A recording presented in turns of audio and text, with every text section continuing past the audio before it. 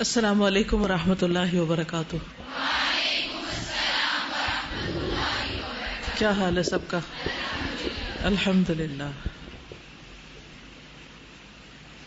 نحمده ونصلی علی رسولہ الکریم، اما بعد فاعوذ باللہ من الشیطان الرجیم، بسم اللہ الرحمن الرحیم۔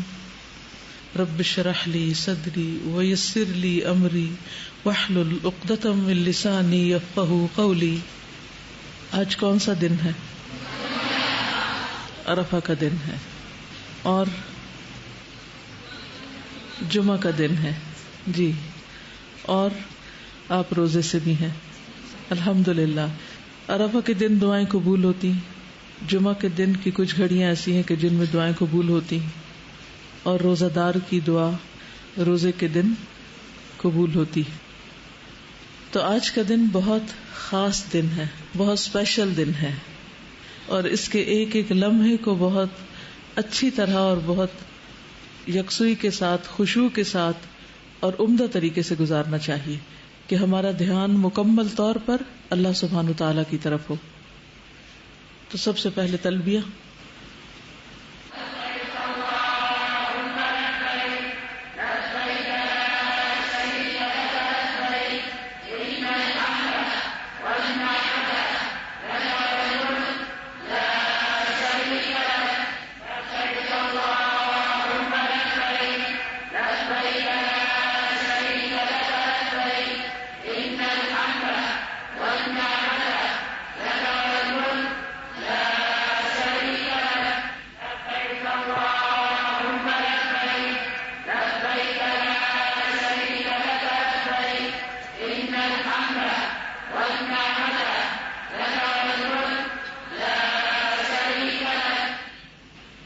لبیک اللہم لبیک۔ لبیک کی صدائیں عرفہ کی طرف جانے والے سب پکار رہے ہوں گے۔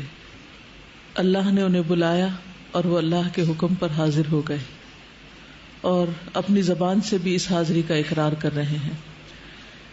اللہ سبحانہ و تعالی ہم سب کے نصیب میں بھی یہ لبیک کر دے، حقیقی لبیک، اور صرف یہ حج تک ہی محدود نہ ہو، بلکہ کوئی بھی نیکی کا کام ہو، کوئی بھی خیر و بھلائی کا کام ہو، تو اس کی طرف ہم اسی طرح دوڑے لبیک کہتے ہوئے کہ اللہ آپ نے پکارا، آپ نے حکم دیا، میں حاضر ہوں۔ اور کسی بھی اچھے کام میں کبھی پیچھے نہ رہیں، کیونکہ یہ اللہ سبحانہ تعالیٰ ہی کی طرف سے دیا ہوا ایک موقع ہوتا ہے، ایک اپرچونٹی ہوتی ہے، اور اس سے بھرپور فائدہ اٹھانا چاہیے۔ عام طور پر نیکی کے کاموں میں شیطان وسوسے ڈالتا ہے، ہمارا نفس آڑے آتا ہے، بعض اوقات لوگوں کے غلط مشورے ہوتے ہیں، ماحول کا اثر ہوتا ہے، کبھی انسان کی طبیعت ناساز ہوتی ہے، تو بہت سی رکاوٹیں ہو جاتی ہیں کہ انسان وہ نہیں کر پاتا جو وہ کرنا چاہتا ہے۔ اس لیے جب اللہ سبحانہ تعالیٰ نیکی کے سارے مواقع کو جمع کر دیں آپ کے لیے، تو پھر دیر نہ کریں محض سستی کی وجہ سے۔ آج کا دن بہت اہم دن ہے۔ آج کے دن سب سے زیادہ لوگوں کی جہنم کی آگ سے نجات لکھی جاتی ہے، ان کے گناہوں کی بخشش ہوتی ہے۔ اللہ سبحانہ تعالیٰ آسمان دنیا پر نزول فرماتے ہیں اور فرشتوں کو گواہ بنا کر کہتے ہیں کہ میں نے ان کو بخش دیا، دیکھو میرے یہ بندے کس مقصد کے لیے عرفہ میں اکٹھے ہوئے ہیں، یہ مجھ سے کیا چاہتے ہیں۔ اور چونکہ لوگ اپنے گناہوں کی بخشش کے لیے وہاں پر حاضر ہوتے ہیں تو اللہ سبحانہ تعالیٰ ان کو بھی بخش دیتے ہیں۔ اس دن سال بھر میں تمام جتنے بھی دن ہیں ان سب سے زیادہ رحمتوں کا نزول ہوتا ہے، لیکن یہ صرف عرفہ والوں کے لیے ہی نہیں، ہم بھی اس میں شریک ہو سکتے ہیں اگر ہمارے دل بھی لبیک پکار رہے ہوں کہ اللہ کی اطاعت اور فرمانبرداری کے لیے ہم دل و جان سے راضی ہوں اور خوشی سے حاضر ہوں اور تیزی سے آگے بڑھنے والے ہوں۔ حج ایک بہترین موقع ہے جسے اللہ سبحانہ تعالیٰ نے بندوں کی بخشش کا ذریعہ بنا دیا۔ استطاعت والوں پر فریضہ ہے، ایک فرض عبادت ہے، لیکن جو نہ جا سکے وہ اپنے دل کے اندر خواہش اور نیت اور ارادہ کرتے ہوئے اور شوق رکھتے ہوئے بھی اس کا اجر پا سکتے ہیں۔ کیونکہ جو شخص بھی مسلمان ہے، یعنی جس کے اندر بھی ایمان ہے، اس کے اندر لازمی طور پر یہ خواہش اور طلب ہے کہ وہ اللہ کے گھر کا دیدار کرے، کیونکہ اللہ سبحانہ وتعالی ہم سب کا محبوب ہے، اور محبوب کے گھر کا دیدار ایک بہت بڑی سعادت کی بات ہوتی ہے. تو اس لیے اس کا شوق ہم میں سے ہر ایک کے دل میں ہونا چاہیے. اللہ سبحانہ وتعالی نے سب سے پہلے وہ گھر بنایا جس کا طواف کیا جاتا ہے اور جس کی طرف حج کا ارادہ کیا جاتا ہے. سورۃ آل عمران آیت نمبر 96 اور 97 میں اللہ تعالیٰ میں ہے، یعنی مکہ میں بہت بابرکت اور جہان والوں کے لیے ہدایت، اس میں کئی کھلی نشانیاں ہیں جن میں سے ایک مقام ابراہیم ہے. جو شخص اس گھر میں داخل ہوا وہ امن میں آ گیا، اور لوگوں پر اللہ کا یہ حق ہے کہ جو شخص اس گھر تک پہنچنے کی استطاعت رکھتا ہو وہ اس کا حج کرے، اور جو شخص اس حکم کا انکار کرے وہ خوب سمجھ لے کہ اللہ تعالیٰ تمام دنیا والوں سے بے نیاز ہے. تو گویا لوگ دو طرح کے ہیں، ایک وہ جو اللہ کے گھر جانے کا شوق رکھتے ہیں، اور دوسرے وہ جو اس کی طرف سے بے نیاز ہیں. تو جو اللہ کے گھر جانے کا شوق نہیں رکھتے اور جانے کا ارادہ نہیں کرتے اور اس کے لیے کوئی کوشش نہیں کرتے، محنت نہیں کرتے، تو اللہ سبحانہ وتعالی ایسے لوگوں سے بیزار ہے، بے نیاز ہے. اللہ کو اس کی کوئی ضرورت نہیں کہ وہ لوگ اس کے گھر میں آئے جنہیں آنے کا کوئی شوق نہیں. اللہ سبحانہ وتعالی نے ہم سب کے لیے ایک مرکزی مقام یہ رکھا کہ جس کی طرف رخ کر کے ہم سب عبادت کرتے ہیں، اور یہ ہمارے لیے ایک مسجد کی حیثیت بھی رکھتا ہے. ابو ذر رضی اللہ عنہ کہتے ہیں، میں نے عرض کیا، اے اللہ کے رسول صلی اللہ علیہ وسلم، زمین میں سب سے پہلی کون سی مسجد بنائی گئی؟ آپ نے فرمایا مسجد حرام. میں نے عرض کیا پھر اس کے بعد کون سی؟ آپ نے فرمایا مسجد اقصی. تو بیت اللہ شریف جس کی طرف حج کیا جاتا ہے، اس کو یہ سعادت بھی حاصل ہے کہ یہ اس زمین پر سب سے پہلا گھر ہے. گویا زمین پر اللہ سبحانہ وتعالی نے سب سے پہلے اپنا گھر بنوایا. اور ہمیں اس گھر کی طرف کیا نسبت کی گئی کہ ہمیں اس گھر کے ساتھ کیا معاملہ کرنا چاہیے؟ اس گھر کا شوق تو رکھنا چاہیے، لیکن اس کی عبادت نہیں کرنی چاہیے. عبادت اس گھر کے رب کی کرنی چاہیے، جیسا کہ کسی قسم کا خوف نہیں. وہاں پر انسان کی عبادت کا لطف کئی گنا زیادہ بڑھ جاتا ہے. اس لیے ہم سب کو اس کی طرف رخ کرتے ہوئے ہی امن اور اطمینان نصیب ہو جانا چاہیے، کیونکہ دن کے 24 گھنٹوں میں سے وہ گھنٹے جو ہم اللہ تعالیٰ کی عبادت میں گزارتے ہیں، اللہ سبحانہ تعالیٰ کے سامنے کھڑے ہوتے ہیں، اس گھر کی طرف رخ کرتے ہیں، تو اس وقت ہم سب سے زیادہ محفوظ ہوتے ہیں، کیونکہ اللہ اپنے بندے کے ساتھ ہوتا ہے جب تک بندہ اللہ کو یاد کرتا ہے، اللہ کا ذکر کرتا ہے. نماز کی حالت میں، یا ہم قیام کی حالت میں ہوتے ہیں، یا رکوع کی حالت میں ہوتے ہیں، یا سجدے کی حالت میں ہوتے ہیں، اس حالت میں اگر انسان کی موت بھی آ جائے تو انسان کے لیے اس سے بڑی سعادت کی بات کیا ہو سکتی ہے. تو یہ وقت سب سے زیادہ امن کا اور اطمینان کا وقت ہوتا ہے. اس لیے اس وقت کی بھی، یعنی نماز کے وقت کی بھی قدر کرنی چاہیے، اور خوشی کے ساتھ اور پورے اطمینان اور سکون اور خشوع کے ساتھ اللہ تعالی کی طرف رغبت کرنی چاہیے.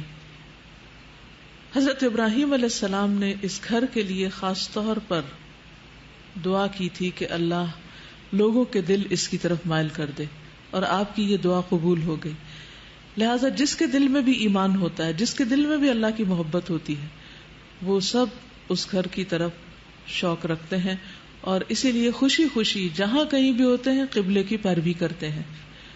قرآن مجید میں سورۃ ابراہیم آیت 37 میں اللہ تعالیٰ فرماتے ہیں، ربنا انی اسکنت من ذریتی بواد غیر ذی زرع عند بیتک المحرم. گھر کے پاس ایسے میدان میں لا بسایا ہے جہاں کوئی کھیتی نہیں ہے، تاکہ وہ نماز قائم کریں. اے ہمارے رب، لوگوں کے دلوں کو ان کی طرف مائل کر دے اور انہیں کھانے کو پھل مہیا فرما. توقع ہے کہ یہ شکر گزار رہیں گے. تو گویا اس گھر سے محبت اور اس گھر کی تعمیر کا مقصد کیا ہے؟ نماز کا قیام. ہم سال میں ایک بار حج کر سکتے ہیں، لیکن دن میں 5 بار اس گھر کی طرف رخ کر کے نماز ادا کر سکتے ہیں. لہذا جو شخص اس گھر سے محبت کرتا ہے جو حج کا شوق رکھتا ہے پھر یہ ہو نہیں سکتا کہ اسے نماز کا شوق نہ ہو اور بار بار اس گھر کی طرف رخ کرنے کو دل نہ چاہے. لہذا آج کے اس دن میں، یہ دن جو ایک عہد اور میثاق کا دن ہے، جو اللہ سبحانہ وتعالی کی طرف رجوع کرنے کا دن ہے، دعائیں مانگنے کا دن ہے اور اس عہد کی تجدید کرنے کا دن ہے کہ اے اللہ ہم تیری عبادت کریں گے. اللہ سبحانہ وتعالی نے جب روحوں کو پیدا کیا تھا تو ان سے ایک میثاق لیا تھا. کیا کہا تھا؟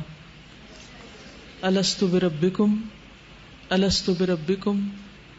اس پکار کو، اس گونج کو آج بھی محسوس کیجئے. کیا میں تمہارا رب نہیں ہوں؟ یہ کہاں ہوا تھا؟ ارواح عالم کے ساتھ یہ کام ہوا کہاں تھا؟ عرفہ میں. تو آج کے دن یا آج کے اس خاص مقام پر، عرفہ کے مقام پر، ہم سب نے اللہ سبحانہ وتعالی سے ایک عہد کر رکھا ہے. قالوا بلا، کہ ہاں کیوں نہیں، آپ ہی ہمارے رب ہیں.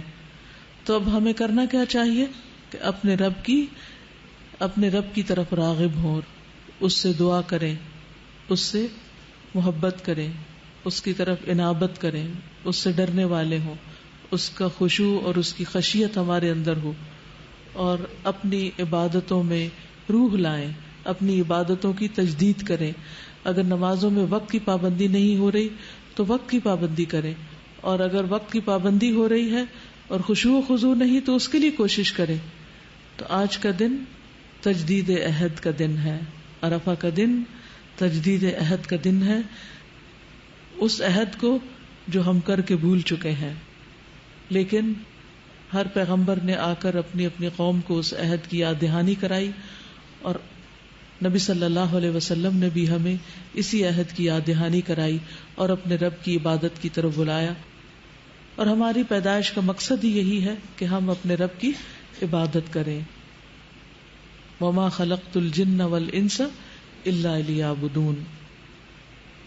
تو ہم سب صرف ایک سفر یا سیر کی نیت سے حج کا ارادہ نہیں کریں اور صرف جانے کا شوق ہی نہ ہو، بلکہ اس کے ساتھ ساتھ ہماری روح اور ہمارے باقی زندگی کے اعمال بھی، یعنی پوری روحانیت کے ساتھ اللہ کی عبادت میں لگنے والے ہوں.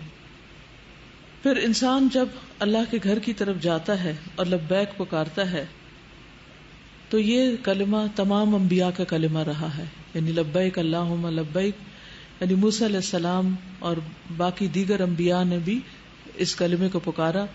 رسول اللہ صلی اللہ علیہ وسلم نے فرمایا، گویا میں موسیٰ علیہ السلام کو گھاٹی سے اترتا ہوا بلند آواز سے لبیک کہتا ہوا دیکھ رہا ہوں. اس کے بعد آپ پہاڑ کی چوٹی پر پہنچے تو پوچھا یہ چوٹی کون سی ہے؟ صحابہ نے عرض کیا یہ ہرشا کی چوٹی ہے. آپ نے فرمایا گویا میں یونس بن متی علیہ السلام کو موٹی سرخ اونٹنی پر سوار بالوں والا جبہ پہنے ہوئے دیکھ رہا ہوں. ان کی اونٹنی کی نکیل کھجور کی چھال ہے اور وہ تلبیہ کہہ رہے ہیں. یعنی نبی صلی اللہ علیہ وسلم کو یہ سارے سین دکھائے گئے، یہ بتانے کے لیے کہ یہی طریقہ پچھلے انبیاء کا رہا ہے کہ وہ اس گھر کے رب کی عبادت کے لیے، رب کی پکار پر اس گھر کے حج کے لیے آتے رہے ہیں. لہٰذا ایک طرف ہمیں اس کا شوق ہونا چاہیے، دوسری طرف اس کی طرف رخ کر کر ہمیں نمازوں کی اصلاح اور تجدید کرنی چاہیے.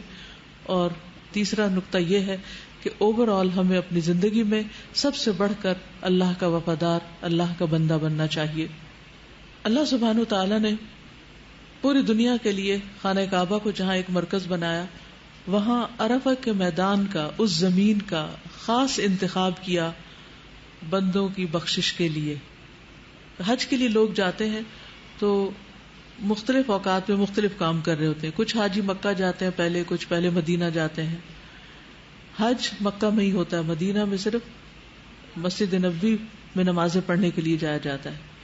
مکہ میں رہ کر مختلف کام کر رہے ہوتے ہیں، کوئی طواف کر رہا ہوتا ہے، کوئی نماز پڑھ رہا ہوتا ہے، کوئی بیٹھ کے ذکر کر رہا ہے، کوئی تلاوت کر رہا ہے، کوئی اور کاموں میں مشغول ہے.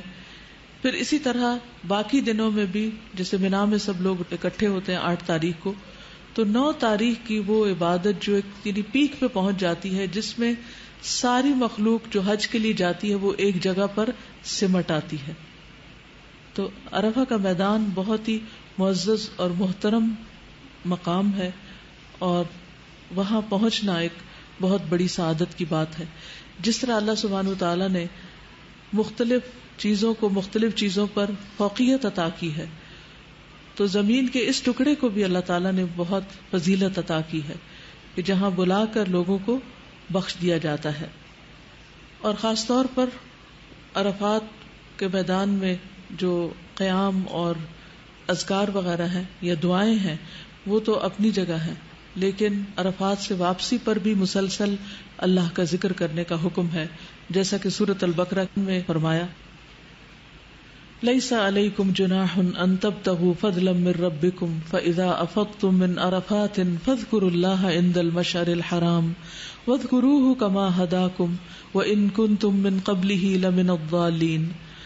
اگر تم حج کے دوران اپنے رب کا فضل تلاش بھی کر لو تو کوئی مذائقہ نہیں، پھر جب تم عرفات سے واپس آؤ تو مشعر الحرام مزدلفہ پہنچ کر اس طرح اللہ کو یاد کرو جیسے اس نے تمہیں ہدایت کی، ورنہ اس سے پہلے تم راہ بھولے ہوئے تھے.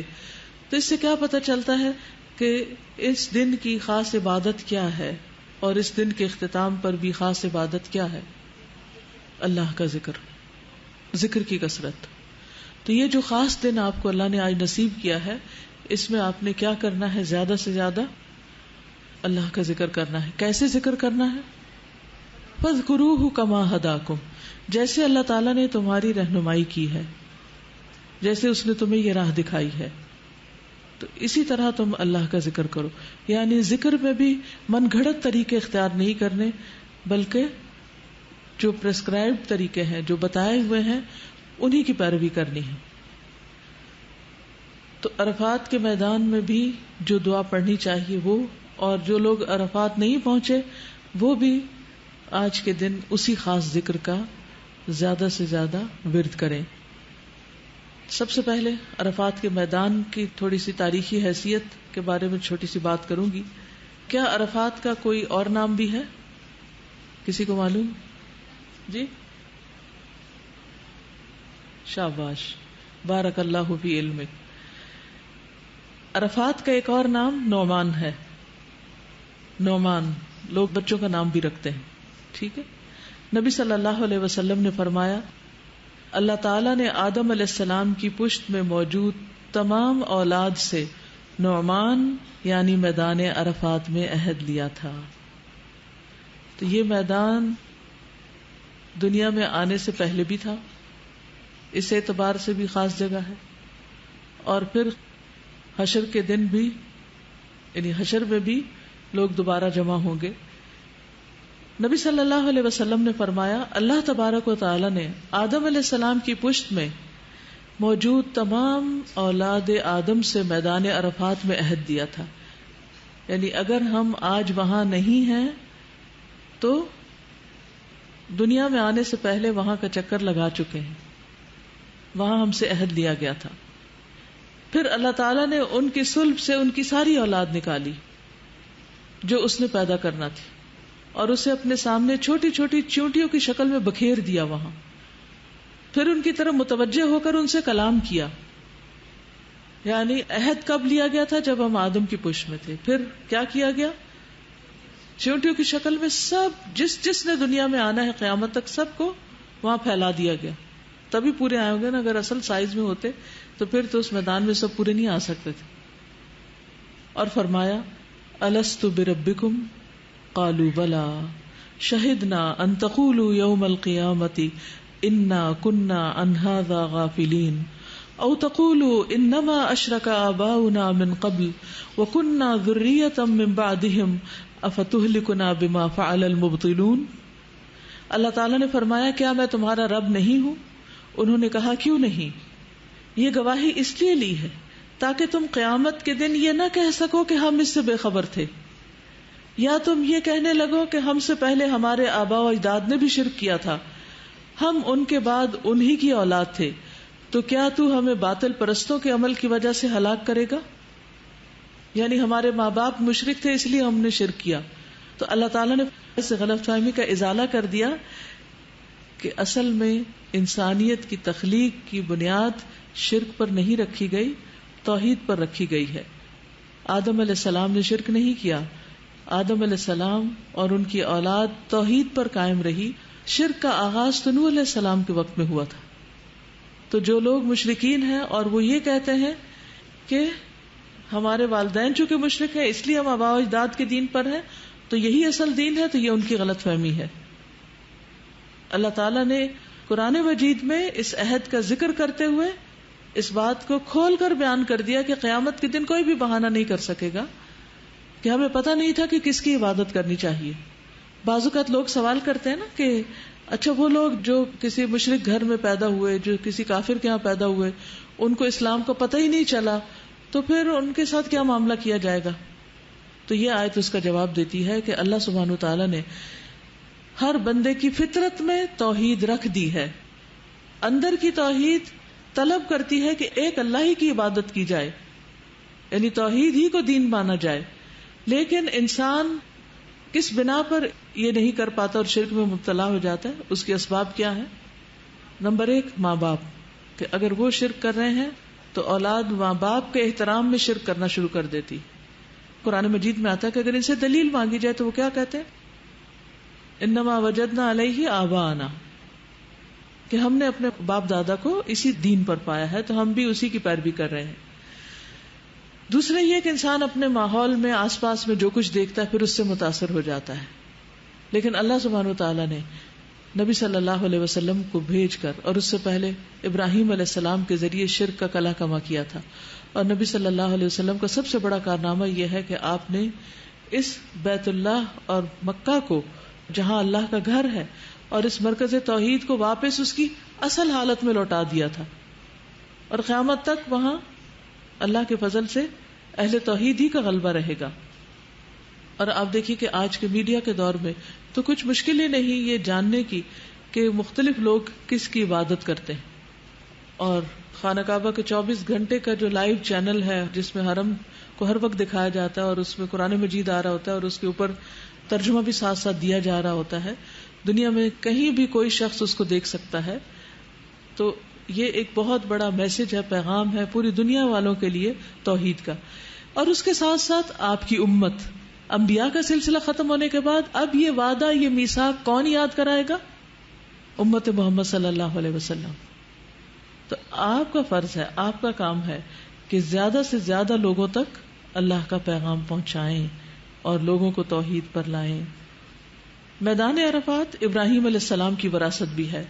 یزید بن شعبان کہتے ہیں کہ ابن مربع انصاری ہمارے پاس آئے اور ہم عرفات میں ایسی جگہ اترے تھے جس کو امر امام سے دور خیال کرتے تھے. تو انہوں نے کہا کہ میں تمہاری طرف رسول اللہ صلی اللہ علیہ وسلم کا بھیجا ہوا قاصد ہوں. آپ صلی اللہ علیہ وسلم فرماتے ہیں کہ تم اپنی نشانیوں کی جگہ کھڑے رہو کیونکہ تم اپنے والد ابراہیم علیہ السلام کی وراثت میں سے ایک وراثت پر ہو. تو گویا عرفات کے میدان کو آپ نے کس کی وراثت قرار دیا؟ ابراہیم علیہ السلام کی. یاد رکھیے کہ جو عرفات کے میدان میں نہیں پہنچتا اس کا حج ہی نہیں ہوتا. رسول اللہ صلی اللہ علیہ وسلم نے ایک شخص کو حکم دیا اور اس نے پکار کر کہا کہ حج تو عرفات کا دن ہے. جو شخص مزدلفہ کی رات میں فجر کی نماز سے پہلے پہلے یہاں آ گیا اس کا حج پورا ہو گیا.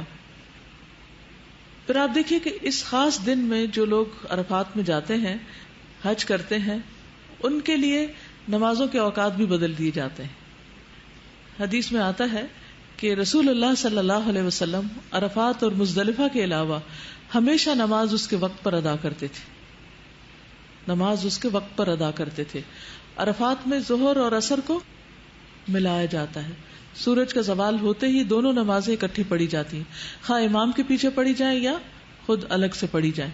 اور اسی طرح مزدلفہ میں کیا کیا جاتا ہے، چاہے آپ رات 10 بجے وہاں پہنچے، مغرب اور عشاء کو ملا کر پڑھا جاتا ہے. اور اس کی خلاف ورزی کرنا جو ہے وہ سنت کی خلاف ورزی میں شمار ہوتا ہے، جو کہ گناہ ہوگا. لیکن جو شخص یہ چاہتا ہے کہ وہ اللہ سبحانہ وتعالیٰ کی اطاعت کرے تو اسے اس معاملے میں نبی صلی اللہ علیہ وسلم کی پیروی کرنی چاہیے. اس میدان میں آخرت کو یاد کرنا چاہیے. ابن عباس فرماتے ہیں کہ رسول اللہ صلی اللہ علیہ وسلم نے عرفات میں خطبہ دیا. بس جب آپ صلی اللہ علیہ وسلم نے کہا لبیک اللہم لبیک تو فرمایا انما الخیر خیر الاخرہ، کہ بے شک خیر تو صرف آخرت کی خیر ہے. گویا عرفات کا میدان ہمیں حشر کی یاد دلاتا ہے، کیونکہ بیک وقت کسی میدان میں اتنے لاکھوں لوگ اللہ کا ذکر کرتے ہوئے اکٹھے ہوں اور پھر زوال کے بعد وقوف کر رہے ہوں، یہ منظر اس جگہ کے علاوہ دنیا میں کہیں بھی دیکھنے کو نہیں ملتا. تو یہ جگہ، یہ وقت، یہ لوگ اور جو کچھ وہ کر رہے ہوتے ہیں، یہ سب کچھ بہت خاص ہوتا ہے. اور اس وقت یاد کرنے کی چیز اور جو سبق لے کر لوٹنا چاہیے، اور ہم دیکھنے والوں کو یا امیجن کرنے والوں کو جو بات سوچنی چاہیے یا جو خیال ہمارے ذہن پر غالب رہنا چاہیے، وہ آخرت کا خیال ہے کہ اسی طرح ایک دن ہم قیامت کے دن بھی سب لوگ یہاں اکٹھے ہوں گے. دنیا میں آنے سے پہلے بھی یہاں اکٹھے ہوئے، حج کے موقع پر بھی اکٹھے ہوئے، اور پھر مرنے کے بعد جب قیامت قائم ہوگی تو پھر یہاں اکٹھے ہوں گے. آپ دیکھیے کہ ہم روز سنتے ہیں آج فلاں فوت ہو گیا، آج فلاں فوت ہو گیا، اکثر یہ خبریں سننے کو ملتی، اور پچھلے چند دنوں میں تو کچھ زیادہ ہی ملی.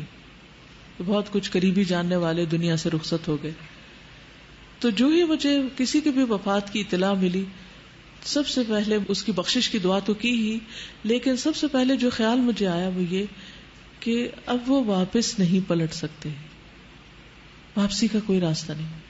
اب وہ اپنے لیے دعا نہیں کر سکتے، اب وہ عرفہ کا دن نہیں پا سکتے، اب وہ رمضان کا مہینہ نہیں پا سکتے، اب وہ تراویح اور قیام نہیں کر سکتے، اب وہ قرآن کی تلاوت نہیں کر سکتے، اب وہ ذکر نہیں کر سکتے، وہ اپنے لیے اور کسی کے لیے کوئی دعائیں نہیں مانگ سکتے. اب ان کے لیے کچھ پلٹنا نہیں، اب ان کے لیے آگے کا سفر ہے، آگے کا سفر، اور انتہائی بے بسی اور ساری آزادی کا چھننا. اگر دنیا میں وقتی طور پر بھی کسی کو جیل میں جانا پڑے اور اس کی آزادی چھن جائے تو اس کی کیفیت کا کیا عالم ہوگا. کہاں یہ کہ ہم میں سے جب کوئی قبر میں جائے گا تو پھر اس کی آزادی کا کیا عالم ہوگا اور اس کی حسرتوں کا کیا عالم ہوگا. آج ہمارے پاس وقت ہے، آج ہم جمعے کو بھی انجوائے کر رہے ہیں، روزے کو بھی انجوائے کر رہے ہیں، عرفہ کے دن کو بھی انجوائے کر رہے ہیں، اور آج کے دن ہم جو چاہیں مانگ لیں. لیکن پھر بھی ہم کتنی سستی کرتے ہیں اور ہمارے منہ سے دعا نہیں نکلتی اپنے لیے، اپنی آخرت کے لیے، اپنی موت کے لیے، اپنی جنت کے لیے، اپنے آسان حساب کتاب کے لیے، اپنی زندگی بھر کی کوتاہیوں کی معافی کے لیے. آج کے دن میں اللہ سبحانہ وتعالیٰ عرفات والوں پر متوجہ ہے، وہ اپنی مخلوق کے ایک حصے پر متوجہ ہے. آپ بھی اس کی توجہ حاصل کیجئے، آپ بھی اس کی رحمت کو پکاریے، اور آپ بھی اپنے لیے خوب خوب دعائیں کیجئے کہ اللہ تعالیٰ تو ہمیں بھی بخش دے اور ہماری آخرت کی منزلوں کو آسان کر دے. ابن عمر رضی اللہ عنہ سے مروی ہے، ایک مرتبہ میدان عرفات میں وہ وقوف کیے ہوئے تھے. انہوں نے سورج کو دیکھا جو غروب کے لیے ڈھال کی طرح لٹک آیا تھا، یعنی بالکل نیچے آ گیا تھا، بالکل ڈھال کی شکل میں دکھائی دے رہا تھا. اسے دیکھ کر رونے لگے اور خوب روئے، ڈوبتے سورج کو دیکھ کر بہت روئے. ان کے پاس ایک آدمی نے پوچھا جو ان کے پاس ہی موجود تھا، اے ابو عبد الرحمن، آپ کے ساتھ مجھے کئی مرتبہ وقوف کا موقع ملا ہے، اس میدان میں ہم اکٹھے حاضر ہوئے ہیں، کھڑے ہوئے ہیں، لیکن کبھی آپ نے ایسا نہیں کیا. انہوں نے فرمایا کہ مجھے رسول اللہ صلی اللہ علیہ وسلم کی یاد آ گئی، اور وہ بھی میری اسی جگہ پر وقوف کیے ہوئے تھے جہاں میں کھڑا ہوں، آپ یہیں کھڑے تھے. یاد رکھیے عبداللہ بن عمر رضی اللہ تعالیٰ عنہ کو یہ سعادت حاصل ہے کہ وہ ہر کام میں بہت کلوزلی نبی صلی اللہ علیہ وسلم کو واچ کرتے تھے اور ان کی اتباع کرتے تھے. اس جگہ کھڑے ہونے کو بھی سعادت سمجھتے تھے جہاں نبی صلی اللہ علیہ وسلم کھڑے ہوئے. تو انہوں نے حدیث روایت کی کہ نبی صلی اللہ علیہ وسلم نے فرمایا، لوگو تمہاری دنیا کی جتنی زندگی گزر چکی ہے اس کے بقیہ حصے کی نسبت صرف اتنی ہی ہے. یعنی سورج نکلنے سے لے کے غروب ہونے تک کو اگر دنیا کا کل وقت شمار کیا جائے تو سارا وقت گزر چکا ہے، بس آخری اتنا سا وقت بچا ہے جتنا سورج غروب ہونے کے قریب ہوتا ہے. پورے دن کے مناسبت سے، پورے دن کی نسبت سے جتنی تمہارے اس دن کے بقیہ حصے کی گزرے ہوئے دن کے ساتھ نسبت ہے، بس اتنا سا وقت باقی. یعنی دنیا کی اپنی عمر بھی خاتمے کے قریب ہے، اور ہم سب لوگ جو 30s کراس کر چکے ہیں، 40s 50s 60s 70s، ہماری کیا عمر باقی ہے؟ تو اپنے آپ کو ایک عمر دیا کرے، اپنی ایک فرضی عمر بنا لیا کرے کہ مثلا میری عمر 60 سال ہے، 70 سال ہے، اور پھر اس کے بعد کیلکولیشن شروع کر دیا کریں کہ اچھا کتنے سال باقی رہ گئے اور ان میں کتنے دن باقی رہ گئے اور ان دنوں میں سے آج کے دن میں نے کیا کیا، اور اگر نہیں کیا تو آخر میں کب کروں گی، اگر میں نے اپنی نماز کی اصلاح نہیں کی تو کب کروں گی، اگر مجھے ابھی ذکر کی عادت نہیں پڑی تو کب پڑے گی، اگر مجھے ابھی صدقہ دینے کا شوق پیدا نہیں ہوا تو کب ہوگا. اس لیے ہم میں سے ہر ایک کو اس وقت کی قدر کرنی چاہیے. یہ بار بار نہیں آتا. ابو عبد الرحمن جو ہر سال حج کرتے اور وقوف کرتے اور اللہ سے دعائیں کرتے، ان کا وقت بھی پورا ہو گیا. نبی صلی اللہ علیہ وسلم کا وقت بھی پورا ہو گیا. ابراہیم اور اسماعیل علیہ السلام کا وقت بھی پورا ہو گیا. نوح علیہ السلام کا وقت بھی پورا ہو گیا. آدم علیہ السلام کا وقت بھی پورا ہو گیا. اور ہمارا وقت بھی جلد پورا ہو جائے گا. اس لیے جو وقت ہاتھ میں ہے اس کو زیادہ اہم کاموں میں استعمال کریں اور زیادہ سے زیادہ اللہ کو یاد کریں. قرآن مجید میں اس دن کی عظمت کا ذکر کیا گیا ہے. وَالسَّمَاءِ ذَاتِ الْبُرُوجِ وَالْيَوْمِ الْمَوْعُودِ وَشَاهِدٍ وَمَشْهُودٍ. قسم ہے برجوں والے آسمان کی اور اس دن کی جس کا وعدہ دیا گیا ہے، اور حاضر ہونے والے کی اور جس کے پاس حاضر ہوا جائے. یعنی وَشَاهِدٍ وَمَشْهُودٍ. اور مشہود سے مراد عرفہ کا دن ہے جس میں سب لوگ ایک جگہ پر حاضر ہوتے ہیں. بڑے بڑے برجوں کی قسم کھائی ہے جو اللہ کی قدرت کی نشانیوں میں سے بڑی نشانیاں ہیں. اور پھر دوسرے قیامت کے دن کی، وہ دن جس کا وعدہ دیا گیا ہے، والیوم الموعود. اور تیسرے وشاہد ومشہود، حاجیوں کی اور جو عرفہ کے میدان میں حاضر ہوں. یہ بھی اللہ کی نشانیوں میں سے ایک بہت بڑی نشانی ہے. تو آپ دیکھیے کہ یہاں پھر قیامت کا ذکر ہے عرفہ کے دن کے ساتھ. اور آج تو اتفاق سے جمعے کا دن بھی ہے، قیامت جمعے کے دن کو آئے گی. تو آج کے دن جو سبق ہم نے سیکھنے وہ خاص طور پر آخرت کے گھر کی یاد دہانی، کہ اس کو یاد کرتے رہنا ہے، اپنی موت کو یاد کرنا ہے تاکہ ہمارے اعمال تیز ہوں، زیادہ ہوں، بہتر ہوں. اور دوسری طرف اپنی عبادات کی اصلاح، خصوصاً نماز کی اصلاح.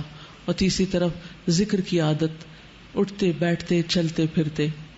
اور اس دن کی مناسبت سے خصوصی عبادت جو ہے وہ روزے کی عبادت ہے. آپ صلی اللہ علیہ وسلم سے عرفہ کے دن کے روزے کے بارے میں پوچھا گیا تو آپ نے فرمایا گزرے ہوئے سال اور آنے والے سال کے گناہوں کا کفارہ ہے. یعنی اس روزے کی بہت بڑی فضیلت ہے. 2 سال کے گناہ اس سے معاف ہوتے ہیں جب کوئی شخص اس کا اہتمام کرے. اور پھر ہاتھ اٹھا کر بکثرت دعائیں کرنے کا دن ہے. ایک ہے ہم دل میں دعا کرتے رہتے ہیں، لیٹ کے دعا کر لی، بیٹھ کے کر لی، سوچا تو کچھ کر لی. لیکن ایک یہ ہے کہ ہاتھ اٹھا کے دعا کرنا. اسامہ بن زید کہتے ہیں کہ میں میدان عرفات میں رسول اللہ صلی اللہ علیہ وسلم کا ردیف تھا. آپ نے دعا کے لیے ہاتھ اٹھائے تو آپ کی اونٹنی ایک طرف کو جھکنے لگی اور اس کی لگام گر گئی. چنانچہ آپ نے ایک ہاتھ سے رسی کو پکڑ لیا اور اپنے دوسرے ہاتھ کو اٹھائے رکھا. یعنی آپ نے عرفہ کے دن جتنی دعائیں بھی کی وہ ہاتھ اٹھا کے کی، حتیٰ کہ جب آپ کی اونٹنی کی لگام گر گئی تو آپ نے اس کو بھی ایک ہاتھ سے پکڑا، دونوں ہاتھ نہیں لگائے، اور ایک ہاتھ اٹھائے رکھا. اور پھر یہ ہے کہ دن کی روشنی سے اندھیرا آنے تک اللہ کا ذکر کرنے کا دن ہے، یعنی مسلسل ذکر کرنے کا. اگر آپ لوگوں کو آج موقع ملے تو عصر سے مغرب تک خصوصی طور پر بیٹھ کے اللہ کا ذکر کریں اور دعائیں کریں. یہ نہ فرض ہے نہ سنت ہے، لیکن جمعے کا دن بھی ہے اور جمعے کی آخری گھڑیوں میں دعا قبول ہوتی ہے. تو اگر اللہ تعالیٰ موقع دے، توفیق دے، وقت ملے تو باقی کاموں پر اس کام کو اہمیت دیں. نبی صلی اللہ علیہ وسلم قصواء پر سوار ہو گئے، حتیٰ کہ مقام وقوف پر تشریف لائے. اپنی اونٹنی قصواء کا پیٹ پتھروں کی طرف کر دیا، یعنی وہیں رکے رہے، یعنی پہاڑوں کی طرف منہ کر لیا. اور جبل المشات کو جو ریت کا بڑا ٹیلا تھا اپنے سامنے کیا، قبلہ رخ ہوئے اور پھر وہیں رکے رہے حتیٰ کہ سورج غروب ہو گیا. اتنی دیر تک دعائیں کی، اور ٹکیا کے غائب ہو جانے کے بعد کچھ زردی بھی ختم ہو گئی تو پھر آپ اس جگہ سے ہلے. یعنی اتنی طویل دعائیں کی تھی آپ نے. اگر ہم بغیر کتابیں کھولے دعائیں کرنے لگے تو کیا اتنی دعائیں ہیں ہمارے پاس؟ ہماری تو دعاؤں کا کوٹا تھوڑی دیر میں ہی ختم ہو جاتا ہے. ہم پھر سوچتے ہیں اچھا آپ اور کیا مانگے اور کیا کہیں. تو اس لیے جو کچھ بھی آپ کی طلب ہے، تمنا ہے، زندگی میں جو مسائل ہیں، جو چیزیں آپ چاہتے ہیں، ان سب کو بھی آپ نوٹ ڈاؤن کر سکتے ہیں، اور اس کے ساتھ ساتھ جو قرآنی اور مسنون دعائیں ہیں، یا ایاک نستعین کے آخر میں ہے، یا میری دعا میں دعائیں ہیں، یا دعا کیجیے میں دعائیں ہیں، ان سب جگہوں سے، اور اس کے علاوہ بھی اگر آپ کو معلوم ہے تو جو مسنون اذکار ہیں وہ آپ کر سکتے ہیں۔ نبی صلی اللہ علیہ وسلم نے فرمایا، اللہ عز و جل عرفہ کی شام اہل عرفہ کے ذریعے اپنے فرشتوں کے سامنے فخر فرماتا ہے اور کہتا ہے کہ میرے ان بندوں کو دیکھو جو میرے پاس پراگندہ حال اور غبار آلود ہوئے ہیں۔ وہ بندے تو وہاں چلے گئے اس بڑے میدان میں، لیکن کچھ بندے جو نہیں جا سکے اپنی مجبوریوں کی وجہ سے، کئی رکاوٹوں کی وجہ سے، کئی پابندیوں کی وجہ سے، تو وہ بھی اللہ سبحانہ وتعالی کی طرف متوجہ ہو کر اللہ کی رحمت کو متوجہ کر سکتے ہیں۔ فاذکرونی اذکرکم۔ رسول اللہ صلی اللہ علیہ وسلم نے فرمایا، عرفہ کے دن کے سوا کوئی اور دن ایسا نہیں جس میں اللہ کثرت سے بندوں کو آگ سے آزاد نہ کرے، یعنی جس میں اللہ تعالیٰ کثرت سے بندوں کو آگ سے آزاد کرتا ہو۔ وہ سب سے بڑا دن کون سا ہے؟ عرفہ کا دن، اور یہ کہ وہ قریب ہوتا ہے، پھر فرشتوں کے سامنے ان حاجیوں کی وجہ سے فخر کرتا ہے اور فرشتوں سے پوچھتا ہے کہ یہ لوگ کیا چاہتے ہیں۔ یعنی اس دن میں خاص طور پر اللہ سبحانہ وتعالیٰ بہت قریب ہوتے ہیں، ویسے بھی اللہ تعالیٰ قریب ہوتے ہیں، لیکن وَإِنَّهُ لَيَدْنُو، یعنی یہ احساس دلانے کے لیے کہ میں تم سے بہت قریب ہوں، تم مجھ سے مانگو۔ ویسے اللہ تعالیٰ نے قرآن مجید میں فرما دی جب بھی بندہ پکارے اللہ تعالیٰ قریب ہے، پکار سنتا ہے، لیکن اس دن کی خاص بات ہے کہ وہ اور زیادہ قریب ہے۔ پھر اس دن میں اللہ تعالیٰ کی طرف سے مغفرت کے ساتھ ساتھ کمیوں کو پورا کرنے کی ضمانت کا دن ہے یہ۔ انس بن مالک بیان کرتے ہیں کہ نبی صلی اللہ علیہ وسلم نے عرفات میں وقوف کیا اور سورج لوٹنے کے قریب تھا، یعنی غروب ہونے کے۔ پس آپ نے فرمایا، اے بلال میرے لیے لوگوں کو خاموش کراؤ۔ چنانچہ بلال رضی اللہ عنہ نے کھڑے ہو کر کہا، رسول اللہ صلی اللہ علیہ وسلم کے لیے خاموش ہو جاؤ۔ پس لوگ خاموش ہو گئے۔ آپ نے فرمایا، اے لوگوں کے گروہ، ابھی جبرائیل علیہ السلام میرے پاس آئے اور میرے رب کی طرف سے انہوں نے مجھے سلام کہا اور کہا کہ اللہ عز و جل نے عرفات والوں اور مشعر والوں کی مغفرت کر دی، یعنی مزدلفہ والوں کی بخشش کر دی ہے اور ان کی کمیوں کو پورا کرنے کی ذمہ داری لے لی ہے۔ پس عمر بن خطاب نے کھڑے ہو کر عرض کیا، اے اللہ کے رسول، کیا یہ ہمارے لیے خاص ہے؟ آپ نے فرمایا، یہ تمہارے لیے بھی ہے اور جو تمہارے بعد آئیں قیامت تک ان کے لیے بھی خاص ہے۔ اور اگر اس وقت کوئی یہ پوچھ لیتا کہ جو لوگ تڑپنے کے باوجود نہیں پہنچ سکتے، کیا ان کا بھی اس میں کوئی حصہ ہے، تو مجھے پوری امید اور یقین ہے کہ نبی صلی اللہ علیہ وسلم ان کے لیے نہ فرماتے۔ تو اللہ سے اچھا گمان رکھیے اور دور ہوتے ہوئے اس میدان سے دل سے قریب رکھیے اور دعائیں کرتے رہیے۔ یہ دن اللہ کی رضا اور جنت پانے کا دن ہے۔ صحیح ترغیب و ترہیب میں آتا ہے، اور تمہارا عرفات میں وقوف کرنا، تو اللہ عز و جل فرشتوں سے فرماتا ہے، اے میرے فرشتوں، میرے یہ بندے کس لیے آئے ہیں؟ وہ کہتے ہیں تیری رضامندی اور جنت طلب کرنے آئے ہیں۔ پھر اللہ تعالیٰ فرماتا ہے، میں اپنے نفس اور مخلوقات کو گواہ بنا کر کہتا ہوں کہ میں نے ان کو بخش دیا، اگرچہ ان کے گناہ زمانے کے دنوں کی گنتی کے برابر ہوں۔ یعنی جب سے دنیا بنی ہے آج تک جتنے بھی دن گزر چکے ہیں، اتنے گناہ بھی ہو تعداد میں، نمبر میں، تو بھی یا باریک ریت کے ذروں کے برابر ہی کیوں نہ ہو، تو ان کے گناہ معاف کر دوں گا، یعنی جو لوگ حج کے لیے گئے ہوئے ہیں۔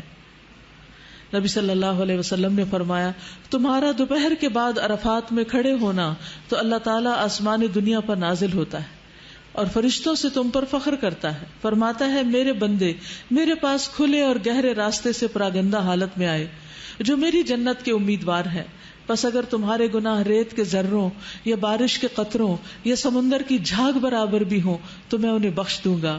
میرے بندو لوٹ جاؤ، تم بخشے بخشائے ہو، اور ان کی بھی مغفرت ہے جن کی تم نے سفارش کی، یعنی جن کے لیے تم دعائیں کرو گے ان کو بھی بخش دوں گا۔ تو گویا حاجیوں کی دعائیں قبول ہوتی ہیں، وہ جن کے لیے بخشش کی دعائیں کریں ان کی بھی بخشش ہو جاتی ہے۔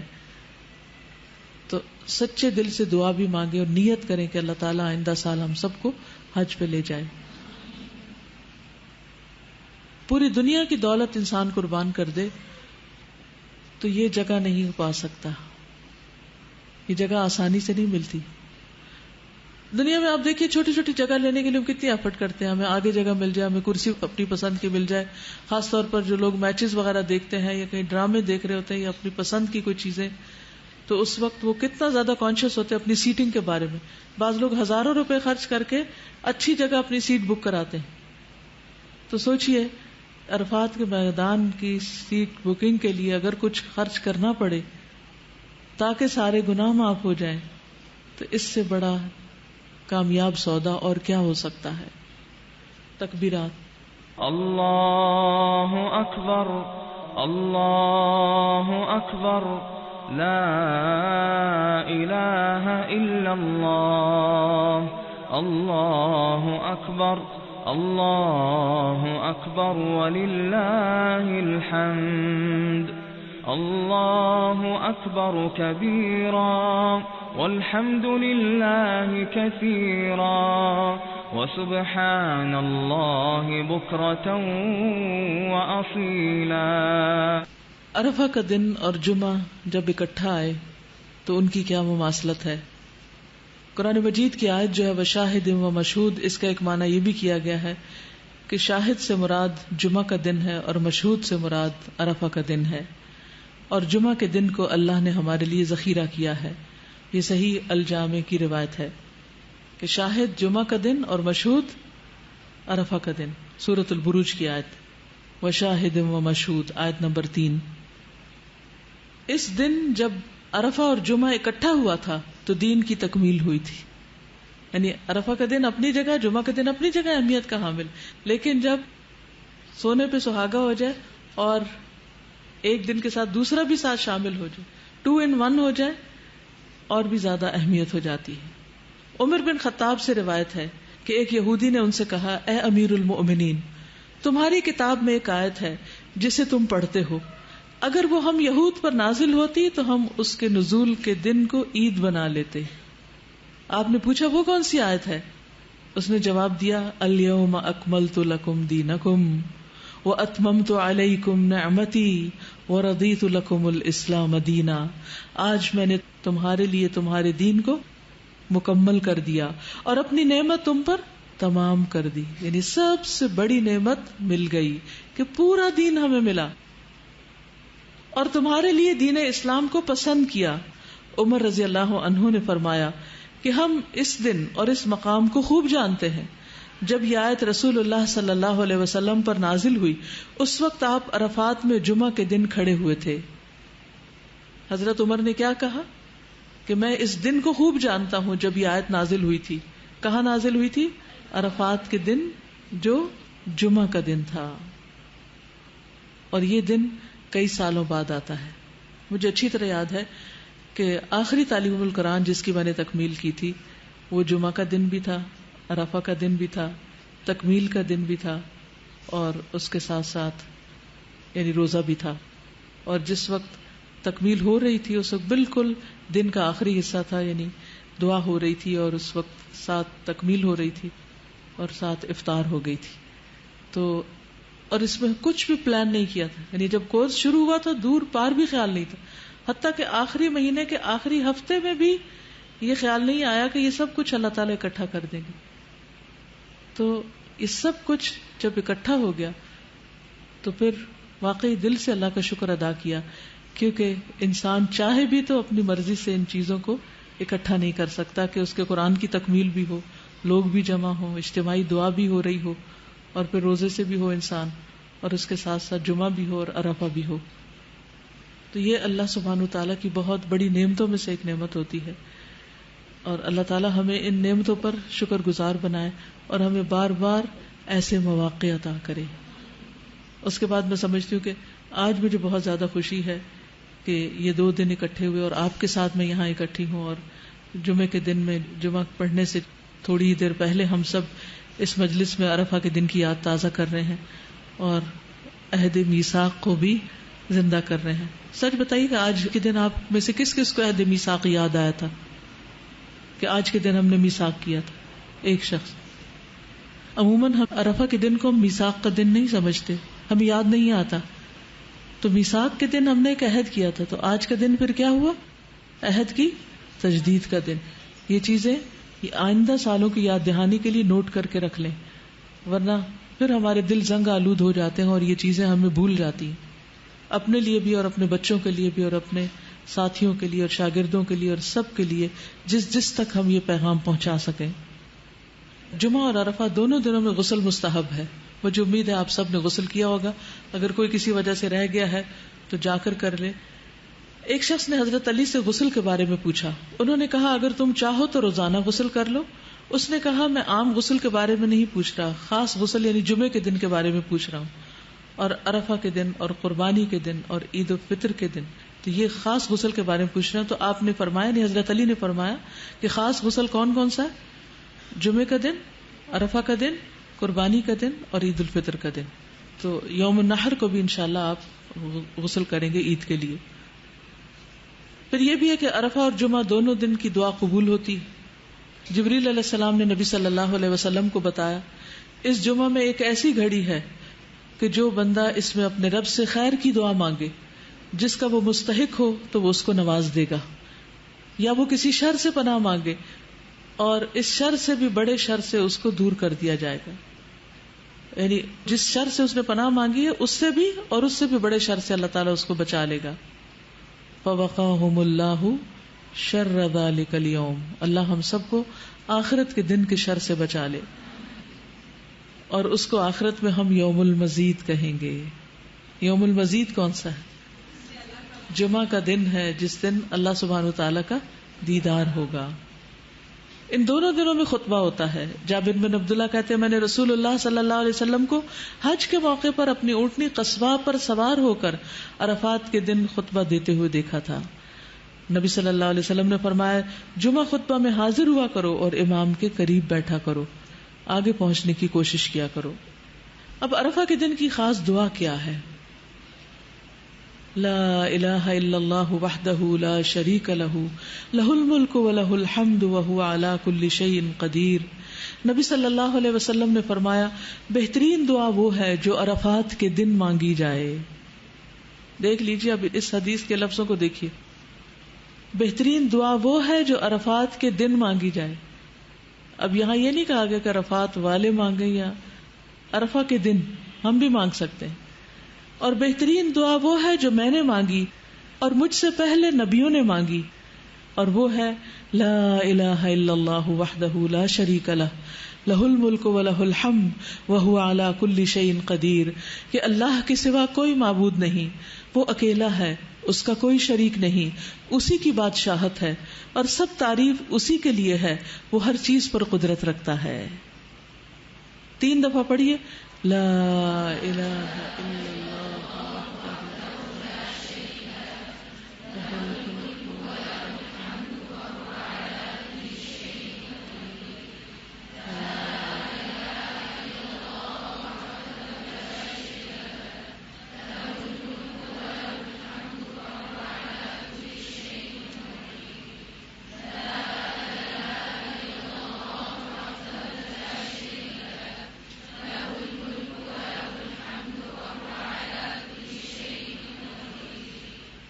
نبی صلی اللہ علیہ وسلم نے فرمایا جو شخص رات کو بیدار ہو کر یہ دعا پڑھے لا الہ الا اللہ وحدہ لا شریک لہ لہ الملک ولہ الحمد وہو علی کل شیء قدیر الحمد للہ وسبحان اللہ ولا الہ الا اللہ واللہ اکبر ولا حول ولا قوۃ الا باللہ، پھر یہ پڑھے اللہم اغفر لی، یا کوئی اور دعا کرے تو اس کی دعا قبول ہوتی، پھر اگر وہ وضو کرے اور نماز پڑھے تو نماز قبول ہو جاتی۔ اچھا، یہ تہجد کے وقت پڑھنے والی دعا اور عرفہ کے دن پڑھنے والی دعا دونوں میں کیا مناسبت ہے؟ کوئی مناسبت بتائیے۔ شاباش، عرفہ میں بھی اللہ تعالیٰ آسمان دنیا پر آتے ہیں اور رات کے آخری حصے میں بھی، تو دونوں وقتوں میں لا الہ الا اللہ وحدہ لا شریک لہ لہ الملک ولہ الحمد وہو علی کل شیء قدیر۔ اس میں دعا کون سی؟ اس میں تو اللہ کی تعریف، اللہ کی توحید کا بیان ہے۔ دعا کہاں ہے؟ اسے دعا کہا جا رہا ہے وَهُوَ عَلَى كُلِّ شَيْءٍ قَدِيرٌ، کہ اللہ ہر چیز پہ قادر ہے۔ سوچئے آپ کی زندگی میں کون سا مسئلہ ہے، کیا غم ہے، کیا دکھ ہے، کیا پریشانی، کیا چیز آپ کو بادر کر رہی، سوچئے اس کو اور پھر پڑھیے لا الہ الا اللہ وحدہ لا شریک لہ لہ الملک ولہ الحمد وہو علی کل شیء قدیر. جب کل شیء قدیر کہیں گے تو کیا کہیں گے؟ اللہ میں قادر نہیں ہوں یہ کام کرنے پر، میرے ہاتھ میں نہیں ہے، نہ اپنی جان، نہ اپنا نفس، نہ اپنے خیالات، اور نہ اپنا یہ سست جسم، اور نہ ہی اپنی اولاد، اور نہ ہی لوگ. میں کسی چیز کے مالک نہیں ہوں. لہ الملک ولہ الحمد، ہر چیز کا مالک تو ہے، ہر چیز تیرے اختیار میں ہے. ان سب چیزوں کو تو اپنی اطاعت میں قبول کر لے اور ان سب کو اپنی راہ دکھا. ہم ہر وقت لوگوں سے توقع رکھتے ہیں، لوگوں کو مسئلے بتاتے ہیں، مجھے یہ پریشانی ہے، مجھے یہ پریشانی. ہم نے کتنی بار اللہ کو پریشانی بتائی؟ ہم لوگوں کو فون کرتے ہیں، لوگوں کو میسج بھیجتے ہیں، اپنی پریشانیوں کے دکھ سناتے ہیں.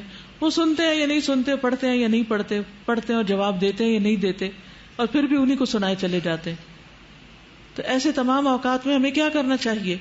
چھوڑ کے لوگوں کو اللہ کی طرف متوجہ ہونا چاہیے. اور یاد رکھیے جب تک اللہ کی طرف متوجہ نہیں ہوگے مسائل حل نہیں ہو سکتے. کئی سال لگ گئے نا، حل نہیں ہوئے، آئندہ بھی نہیں ہوگے جب تک اللہ کو نہیں پکاریں گے.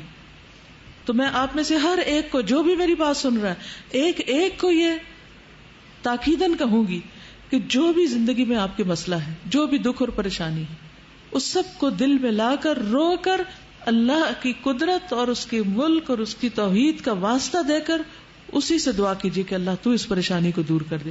پھر آپ دیکھیں مسئلے کتنی جلدی حل ہوتے ہیں. بندے کسی چیز پہ قادر نہیں ہے، جو قادر ہے اس کو پکاریے. اور میں ہمیشہ سوچتی ہوں اللہ تعالیٰ اس کو کیا سوچتا ہوگا، کیا کہتا ہوگا کہ کام تو میں کر سکتا ہوں اور بتا یہ لوگوں کو رہا ہے جو کسی چیز پہ قادر نہیں. سب کچھ تو میرے اختیار میں ہے اور دیکھ یہ لوگوں کی طرف رہا ہے. یہ تو ایسے ہی ہے نا جیسے ہمیں سخت پیاس لگی ہو اور جس شخص کے ہاتھ میں پانی کا گلاس ہو اس کو اگنور کر کے دوسروں کو کہیں پانی پلا دو، پانی پلا دو، جن کے ہاتھ میں پانی ہے ہی نہیں. بتائیے بندوں کے ہاتھ میں کیا ہے؟ کچھ بھی تو نہیں. پھر کیوں نہیں ہم اللہ کی طرف راغب ہوتے؟ کیوں نہیں اس کی طرف توجہ کرتے؟ تو آج آپ نے کثرت سے جو ذکر کرنا ہے اور جو دعا بار بار پڑھتے رہنا ہے وہ یہی دعا ہے. اور اس کو سامنے رکھ کے 3 دفعہ پڑھا، 5 دفعہ پڑھا، 7 دفعہ پڑھا، پھر اس کے بعد جو دل میں دکھ ہے، غم ہے، پریشانی، پھر اس کا ذکر کیا. اللہ میرا یہ دکھ دور کر دے، اللہ میری یہ ضرورت پوری کر دے، اللہ میری پریشانی دور کر دے. پھر آپ دیکھیں گے کہ کیسے مسائل حل ہوتے ہیں. ایک بار پڑھنے سے بھی اگر دعا قبول ہوتی ہے تو بار بار پڑھنے سے کتنی بار قبول ہوگی اور کتنی زیادہ قبول ہوگی. رسول اللہ صلی اللہ علیہ وسلم نے فرمایا جو شخص صبح کے وقت یہ کہہ لے لا الہ الا اللہ وحدہ لا شریک لہ لہ الملک ولہ الحمد وہو علی کل شیء قدیر، تو اسے اولاد اسماعیل میں سے ایک غلام آزاد کرنے کا ثواب ملے گا.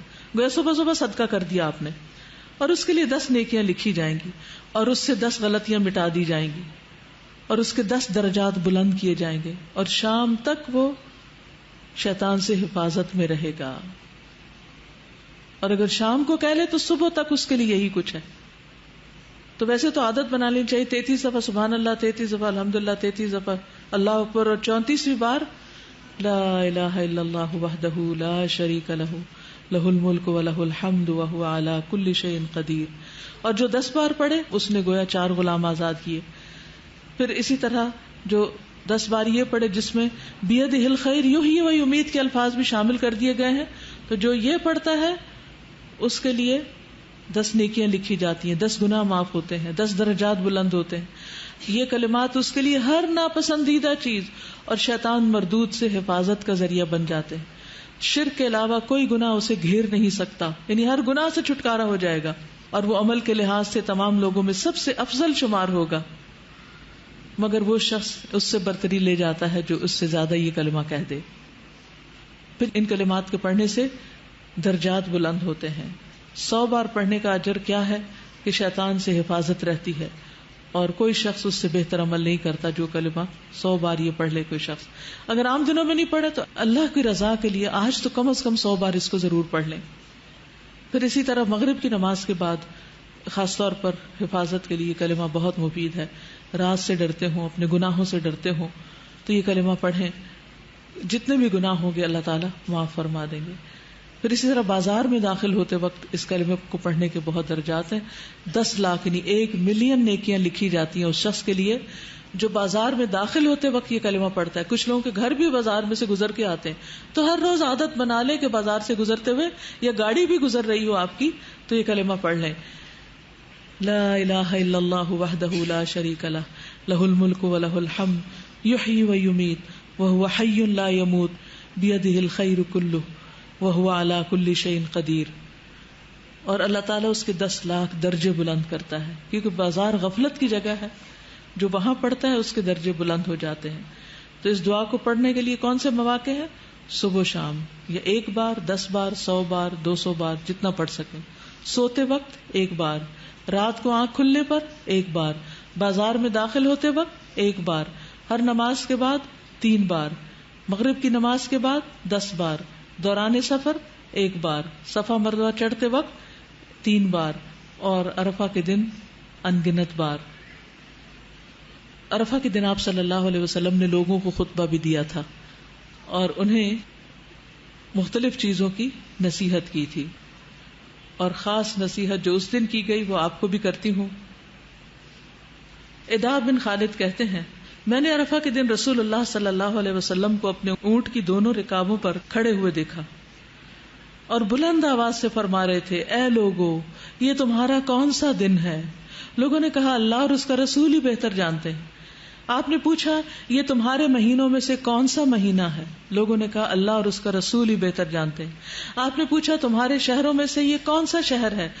لوگوں نے کہا, اللہ اور اس کا رسول ہی بہتر جانتے ہیں. آپ نے فرمایا, تمہارا آج کا دن حرمت والا دن ہے, تمہارا مہینہ بھی حرمت والا مہینہ ہے, تمہارا یہ شہر بھی حرمت والا شہر ہے. یاد رکھو, بے شک تمہارا خون اور مال ایک دوسرے کے لیے اسی طرح حرمت والے ہیں جیسا تمہارے اس دن کی, اس مہینے اور اس شہر میں حرمت ہے, یہاں تک کہ تم اپنے رب تبارک و تعالی سے جا ملو, پھر وہ تم سے تمہارے اعمال کے متعلق سوال کرے گا. پھر نبی صلی اللہ علیہ وسلم نے آسمان کی طرف ہاتھ اٹھا کر کئی بار فرمایا, اے اللہ تو ان پہ گواہ رہنا, اے اللہ تو ان پہ گواہ رہنا. آپ نے کئی بار ذکر کیا, میں نہیں جانتا آپ نے کتنی بار یہ بات دہرائی, میں گن نہ سکا, کہ اللہ تو ان پر گواہ رہنا. یوم مشہود ہے یہ, جس دن لوگوں کو گواہ بنایا گیا اس بات پر کہ آپ نے پیغام پہنچا دیا. آپ نے اس دن جاہلیت کی رسموں کا خاتمہ کیا اور آپس کے حقوق کے بارے میں بتایا کہ کس کا کس پر کیا حق ہے. اس دن سود کا خاتمہ کیا گیا تھا, عورتوں کو ان کے حقوق دلوائے گئے تھے. آپ نے فرمایا, عورتوں کے بارے میں اللہ سے ڈرو. اور پھر اسی طرح گمراہی سے بچنے کا حل بتایا تھا کہ میں تم میں 2 چیزیں چھوڑ کے جا رہا ہوں, جو مضبوطی سے پکڑے گا ان کو وہ کبھی گمراہ نہیں ہوگا. کون سی 2 چیزیں؟ قرآن اور سنت. پھر اسی طرح آپ نے دین کے غلبے کا تذکرہ کیا, یعنی عرفات کے موقع پر. پھر امیر کی اطاعت کی تلقین کی. آپ نے فرمایا, خواہ تم پر کسی کن کٹے حبشی غلام کو بھی مقرر کر دیا جائے جو تمہیں اللہ کی کتاب کے مطابق احکام جاری کرے تو تم اس کی بات سنو اور اطاعت کرو. پھر آپ نے اپنے حوض کا بھی ذکر کیا, حوض کوثر کا. اور پھر بدعت سے بچنے کا حکم دیا, کیونکہ جو لوگ بدعت کریں گے وہ حوض کوثر پہ نہیں پہنچ سکیں گے. پھر اسی طرح آپ نے ہر سال قربانی کرنے کی تلقین فرمائی. اور پھر آپ نے سب کے لیے دعائے مغفرت کی, اللہم اغفر لنا, اللہم اغفر لنا, اللہم اغفر لنا. تو آپ بھی سب کے لیے دعا کیجئے کہ اللہ ہم سب کو بخش دے. حارث بن عمر بیان کرتے کہ میں نبی صلی اللہ علیہ وسلم کے پاس آیا, آپ مینا یا عرفات میں تھے, لوگ آپ کے گرد گھوم رہے تھے, یعنی آپ کے قریب تھے, اور آپ کا چہرہ دیکھتے تو کہتے یہ مبارک چہرہ ہے. میں نے عرض کیا, اللہ کے رسول صلی اللہ علیہ وسلم میرے لیے بخشش کی دعا فرمائیے. آپ نے فرمایا, اللہم اغفر لنا. میں گھوم کر پھر آیا, پھر عرض کی, اے اللہ کے رسول میرے لیے بخشش کی دعا کیجیے. آپ نے پھر فرمایا, اللہم اغفر لنا. میں گھوم کر پھر واپس آپ کے پاس حاضر ہوا, عرض کیا, یا رسول اللہ میرے لیے بخشش کی دعا کیجیے. آپ نے فرمایا, اللہم اغفر لنا. تو جب بھی کوئی آپ سے کہے کہ میرے لیے بخشش کی دعا کیجیے تو آپ بھی یہی دعا کیجیے. تو گویا یہ دن ایک بہت مبارک دن ہے, یہ گھڑیاں بہت مبارک گھڑیاں ہیں, اس لیے ان کی قدر کیجیے اور ان میں اپنے رب کو خوب خوب یاد کیجیے.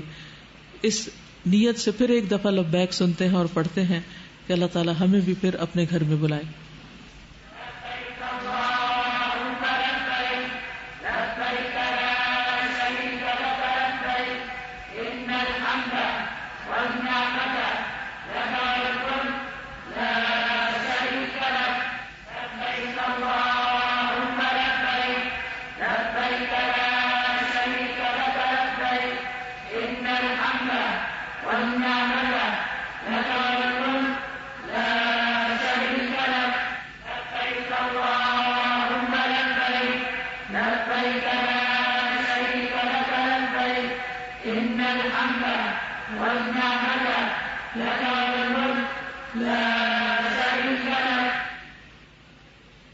عرفہ کا روزہ. اہل علم کا اس بارے میں اختلاف ہے، یعنی علم والے اس معاملے میں اختلاف کرتے ہیں کہ عرفہ کا روزہ کون سا وہ دن ہوگا جو 2 سال کے گناہوں کی معافی کا ذریعہ بنے گا. تو ایک گروہ کی رائے یہ ہے کہ جس دن عرفات کے میدان میں حاجی وقوف کرتے ہیں باقی لوگ بھی اسی دن کی پیروی کریں گے، اور یہ خیال ہے ابن باز کا. اس کے علاوہ بھی کچھ لوگ ان کے ساتھ ہیں. دوسرے گروہ کی رائے یہ ہے کہ عرفہ کا دن 9 ذی الحجہ ہے، 9 ذی الحج. خواہ یہ حاجیوں کے عرفہ کے دن کے موافق ہو یا نہ ہو، چاہے اس دن عرفات میں وہ کھڑے ہوں یا نہ ہوں، آپ جس علاقے، جس ملک اور جس شہر میں رہتے ہیں ہر ملک کی اپنی رویت ہے. جیسے نمازوں کے اوقات اپنے اپنے ہیں، جیسے سورج نکلنے اور غروب ہونے کے اوقات اپنے ہیں، اسی طرح چاند کو دیکھنے کے بھی اپنے اپنے اوقات ہیں. چاند ایک وقت میں ہر جگہ نظر نہیں آتا، اس لیے نبی صلی اللہ علیہ وسلم نے یہ جو فرمایا ہے کہ صوموا لرؤیتہ وافطروا لرؤیتہ، اس کو دیکھ کے روزہ رکھو اور دیکھ کے روزہ رکھنا چھوڑو. تو اس اعتبار سے جب چاند کو فالو کرتے ہوئے ذو الحج شروع کیا جائے گا، نہ کہ مکہ کو سامنے رکھتے ہوئے، تو جس دن بھی پھر 9 ذی الحج ہوگی اس دن کا روزہ رکھنا ہوگا. ٹھیک ہے. اور یہ رائے ہے ابن عثیمین رحمہ اللہ کی، عبداللہ بن جبرین، اور اسی طرح کچھ اور بھی علماء اس میں شامل ہیں. اور یہ سب یہ کہتے ہیں کہ کان رسول اللہ صلی اللہ علیہ وسلم یصوم 9 ذی الحجۃ، کہ نبی صلی اللہ علیہ وسلم 9 ذی الحج کو روزہ رکھتے تھے، یعنی انہوں نے اس حدیث کو لیا ہے. تو 9 ذی الحج جس ملک میں جہاں کہیں بھی ہوگی ان کے لیے وہی روزے کا دن شمار ہوگا، کیونکہ پھر اس سے اگلا دن ان کا عید کا ہوگا. تو ابن عثیمین یہ کہتے ہیں کہ مطلع مختلف ہونے کی بنا پر چاند بھی مختلف ہے. مثلا جب مکہ مکرمہ میں چاند دیکھا گیا تو اس کے مطابق یہاں 9 تاریخ ہوگی. کسی دوسرے ملک میں مکہ سے ایک دن پہلے چاند نظر آ گیا، یعنی جیسے فار ایسٹ میں، تو ان کے ہاں 10واں دن یوم عرفہ ہوگا. کچھ جگہ تو ایسی ہے نا کہ جہاں چاند بعد میں نظر آتا ہے، اور کچھ جگہ ایسی ہیں کہ جہاں سعودی عرب سے بھی پہلے نظر آ جاتا ہے. تو اب ایسی صورت میں وہ چاند دیکھ کر اگر پھر بھی عید نہیں کرتے یا روزہ رکھنا نہیں شروع کرتے، یا جو بھی چیزیں چاند سے متعلق ہیں، تو نبی صلی اللہ علیہ وسلم کی سنت پر عمل نہیں کر سکتے، جس میں آپ صلی اللہ علیہ وسلم نے فرمایا صوموا لرؤیتہ. تو اس لیے وہ کہتے ہیں کہ جہاں ایک دن پہلے چاند نظر آئے گا وہاں یوم عرفہ جو سعودیہ کا ہے وہ وہاں کا 10واں دن عید کا دن ہوگا، لہذا ان کے لیے اس دن روزہ رکھنا جائز نہیں کیونکہ یہ عید کا دن ہے. اسی طرح فرض کریں کہ رؤیت مکہ سے لیٹ ہو، یعنی رؤیت مکہ سے لیٹ ہو، جیسے ہماری لیٹ ہوئی ہے 2 دن، اور مکہ مکرمہ میں 9 تاریخ ہو تو ان کے ہاں چاند کی 8 تاریخ ہوگی، تو وہ اپنے ہاں 9 تاریخ کے مطابق روزہ رکھیں گے، جو کہ مکہ کے حساب سے 10 تاریخ بنے گی. اور راجح قول یہی ہے، یعنی یہ ابن عثیمین کا خیال ہے، اس لیے کہ رسول اللہ صلی اللہ علیہ وسلم کا فرمان ہے جب چاند دیکھو تو روزہ رکھو اور جب اسے دیکھو تو عید کرو. اور وہ لوگ جن کے ہاں چاند نظر نہیں آیا اور انہوں نے چاند نہیں دیکھا، اور جیسا کہ سب لوگ بالاجماع طلوع فجر اور غروب شمس میں سے ہر علاقے کا اعتبار کرتے ہیں، یعنی سورج کے نکلنے اور غروب ہونے کا، اسی طرح مہینے کی توقیت بھی یومی توقیت کی طرح ہوگی. توقیت کا مطلب ہوتا ہے ٹائم مقرر کرنا، یعنی سورج کس وقت نکلتا ہے اس کا ٹائم دیکھنا، غروب کب ہوتا ہے.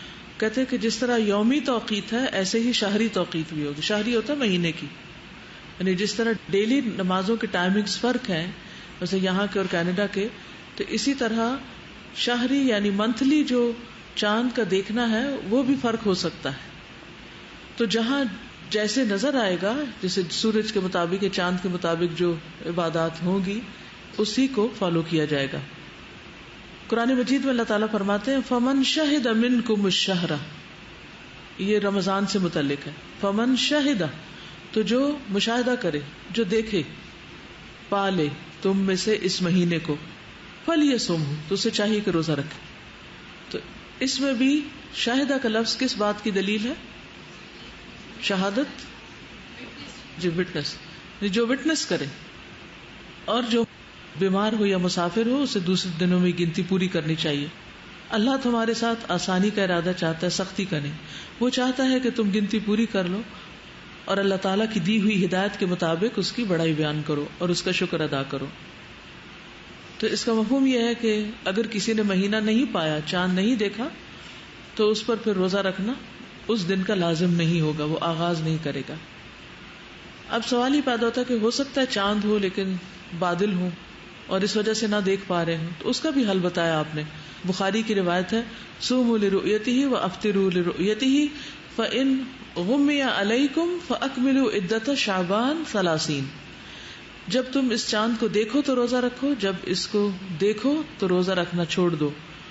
اور اگر تم پر بادل چھا جائے، غمی علیکم، غمام ہوتا نا بادل، فأکملوا عدۃ شعبان 30، تو شعبان کے 30 دن پورے کر لو، 31واں دن نہیں ہوگا. ٹھیک ہے. پھر یہ کہتے ہیں کہ قیاس بھی یہی کہتا ہے، یعنی یہ تو قرآن اور سنت سے دلیل تھی، قرآن سے آیت، حدیث آپ کے سامنے بیان کی اور پھر قیاس.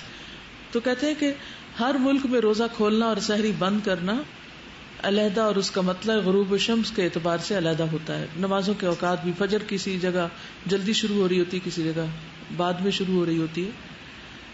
تو اس لیے روزوں میں بھی اگر فرق آ جاتا ہے تو اس سے ثواب میں، اجر میں انشاءاللہ فرق نہیں پڑے گا. تو وہ کہتے ہیں کہ یوم عرفہ بھی آپ اسی ملک کے مطابق کریں جس میں آپ رہائش پذیر ہیں. اب یہ ہے کہ جو رہائش پذیر دوسرے علاقوں میں ہیں ان کے لیے تو صرف روزے کی عبادت ہے، کوئی وقوف عرفات تو ہے نہیں، تو اس لیے روزہ رکھنے میں تو کوئی مشکل نہیں ہو سکتی. ہاں، حجاج کے ساتھ ایک یکجہتی کی علامت کے طور پر جس وقت اللہ سبحانہ وتعالیٰ آسمان دنیا پہ نزول فرماتے ہیں، جو خاص انہی کے لیے آتا ہے، سب کے لیے تو نہیں آتا، عرفات والوں کے لیے آتا ہے. تو ہم قیاس کرتے ہوئے کہ اللہ تعالیٰ ان پر رحم فرما رہے ہیں تو اللہ تعالیٰ ہم پہ بھی رحم فرمائے، تو ہم اس وقت میں دعائیں کرتے ہیں. یا ویسے عشرہ ذوالحج جو ہے یہ سارے کا سارا ہی بابرکت ہے، تو اس اعتبار سے ہم اس میں تکبیرات، تحلیلات اور دعائیں وغیرہ پڑھتے ہیں، تو اس کو پڑھنے میں حرج نہیں ہے. ٹھیک ہے. کچھ چیزیں اور بھی ہیں اس سلسلے میں لیکن اب ٹائم ہمارے پاس اتنا ہی ہے. آپ کو پھر یاد دہانی کراتی چلوں کہ عہد کی تجدید کا دن ہے، سب کو یاد دہانی کرانے کا دن ہے کہ وہ اس عشرے میں خوب خوب عبادت کریں اور قربانی کریں اور عید کو اچھے سے منائیں. یہ پیمفلیٹ سب کو معلوم ہے، خود بھی پڑھیں، گھر والوں کو بھی پڑھائیں اور زیادہ سے زیادہ لوگوں تک اس کو لے جائیں. اور آپ کو یہ بھی معلوم ہے کہ انشاءاللہ عید کی نماز یہاں پر ہوگی صبح 6:45 پر، اور عید سے دوسرے دن یہاں پر اونٹوں کی قربانی ہوگی اور اس کے علاوہ اسٹالز وغیرہ لگیں گے، بچوں کے لیے رائڈز کا انتظام ہوگا، کھیل کود ہوگی. جو لوگ آنا چاہیں آئیں، ایک دوسرے سے میل ملاقات کریں، کھائیں پیئیں اور اس کے ساتھ ساتھ ایک انٹرٹینمنٹ کریں، کیونکہ عید کے دن کھانے پینے کے دن ہے. عید سے پہلے کے دن روزے کے دن تھے، تو یہ اب آپ کے انشاءاللہ کھانے پینے کے دن ہے. اس سلسلے میں آج میرے لیے ایک اور بہت خوشی کی بات ہے کہ میری والدہ صاحبہ نے پہلے پارے کا ٹیسٹ دیا ہے TQ2 کے ساتھ اور 98 نمبر لیے ہیں. تو اس کی خوشی میں آج آپ سب کو کھجوریں تقسیم کر رہی ہوں. کھجوروں کا انتخاب اس لیے کیا گیا ہے کہ روزے بھی ہیں، روزہ بھی کھول سکتے ہیں آپ. اس کے لیے میری ریکویسٹ ہے، ویسے تو آپ ابھی بھی جس کا روزہ نہیں کھا سکتا ہے، لیکن میری ریکویسٹ ہے کہ اگر ہو سکے تو اس سے آپ روزہ افطار کریں تاکہ روزے کا ثواب بھی ملے. تو انشاءاللہ کوئی بھی لینا نہ بھولیں، سب کے لیے انف ہوں گی انشاءاللہ. تو تقسیم کر دیا جائے. جی آپ بولیے. ایک ریکویسٹ ہے سب کی طرف سے، میری بھی. جی آپ ہم سب کی بخشش کے دعا دیں. اللہم اغفر لنا، اللہم اغفر لنا، اللہم اغفر لنا. تکبیرات پڑھیے. اللہ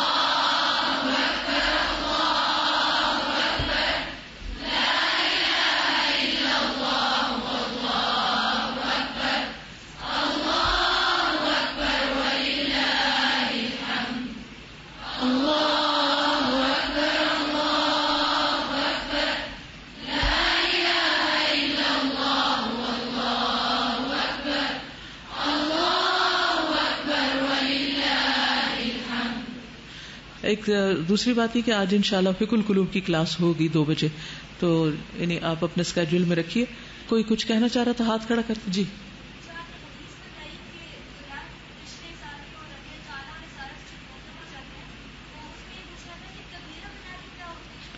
حدیث میں تو اس کی وضاحت نہیں آتی، لیکن عام طور پر ایسے فضائل کی جتنی بھی چیزیں ہیں ان کا تعلق صغیرہ گناہوں سے ہوتا ہے. کبیرہ گناہوں میں تو کچھ پر حدود ہیں اور کچھ کا کفارہ دینا ہوتا ہے اور کچھ کے لیے سچی توبہ ضروری ہوتی ہے، شرط ہوتی ہے. ایسا کرتے ہیں ہم مجلس برخاست کرتے ہیں اور ساتھ ساتھ آپ کو تکبیریں لگا دیتے ہیں، لا الہ الا اللہ وحدہ لا شریک لہ والی لگائیے اور اپنا ذکر اپنا شروع کر دیجئے، کیونکہ جمعے کی تیاری بھی آپ کو کرنی ہوگی. جزاکم اللہ خیرا. اللہ تعالی ہمیں عمل کرنے والا بنائے. سبحانک اللہم و بحمدک اشہد ان لا الہ الا انت استغفرک و اتوب الیک. السلام علیکم و رحمۃ اللہ وبرکاتہ.